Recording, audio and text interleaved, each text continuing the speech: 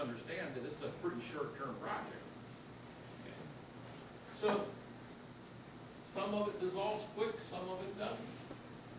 Here's what we get. Brass, tin, copper, aluminum, steel. These aren't great. They're also inexpensive. They also don't last long. You're going to dissolve your plates. Maybe it'll be a few days, maybe you'll get a couple of weeks out of it.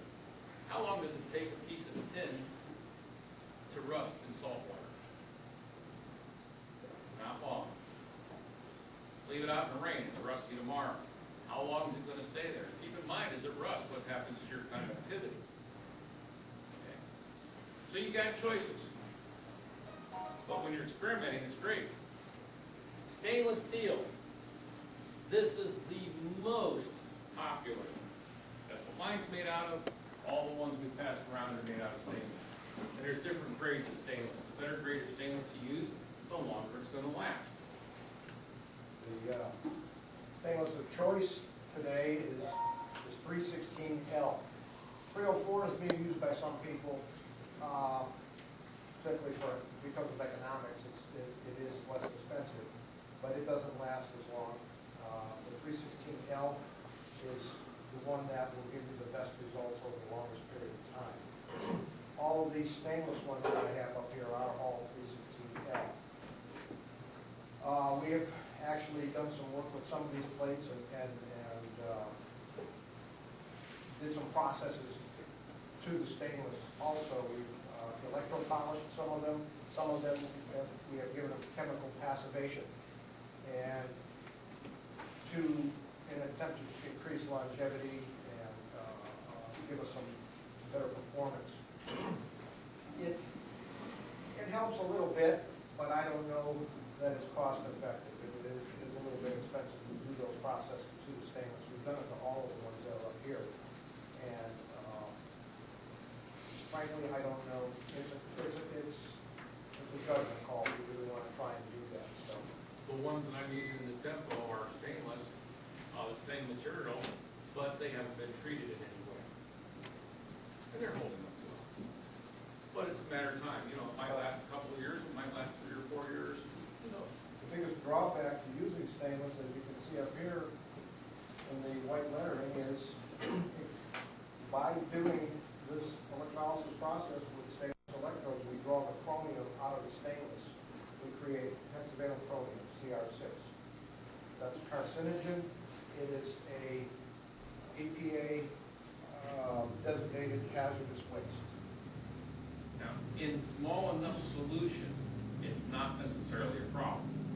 So if you took and built one of these, and you start getting a little muck once in a while, you take out and clean up your cells, you're going to be dealing with the hexavalent chromium. Might not be a bad idea to wear some rubber gloves when you're taking this thing apart or cleaning it, or be right there where you've got a lot of water. If you dilute it enough, it's not a hazard. But then again, if I'm doing it and I'm rinsing it down the drain over here in the alternate fuel shop, is that an issue? No, not really. As long as I've opened it up there and I've rinsed it away and I've rinsed everything and I'm not breathing it and letting it soak into my skin and things like that.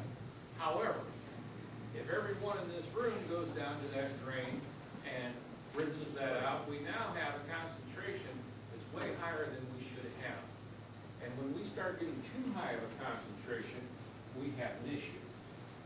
So I remember the movie Aaron Brockovich, where they were poisoning the whole town. The chemical that was doing that in that film, keep in mind that's based on a real story, was hexavalent chromium.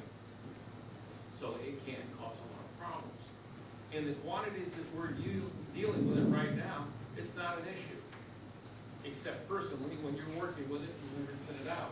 But as more and more of these things get out there, or if you decide you're not careful rinsing it, or you're eating a sandwich while you're taking your cell apart, this could be a really bad life choice. And aside from that, too, the fact of the matter is it is illegal to dump the stuff down the drain if you get caught. It's only illegal if you get caught. Right. You might want to kill a few weeds around the house or something, rinse it out in the driveway. But that happens, and using stainless steel, Which we're doing, by the way. what happens is what you're gonna find out, and Ken has a very good example of that, is the electrolyte will turn, for lack of a better term, muddy after a while. What that is, that's the anode dissolving. The anode is where the oxygen is formed. It oxidizes, it dissolves. It ends up in the fluid, turns the electrolyte to a muddy brown. And the one out of the tempo is at the moment out of the tempo, and we're gonna show you that when we get down to the shop. When you get enough of this muck floating around in there, the efficiency of the cell goes way down. It doesn't like dirty electrolyte, it likes clean stuff. So what you need to do is drain it out, flush the cell out, and replenish with clean electrolyte. And in doing so, in draining it, flushing it, you also drain the hex out of it too.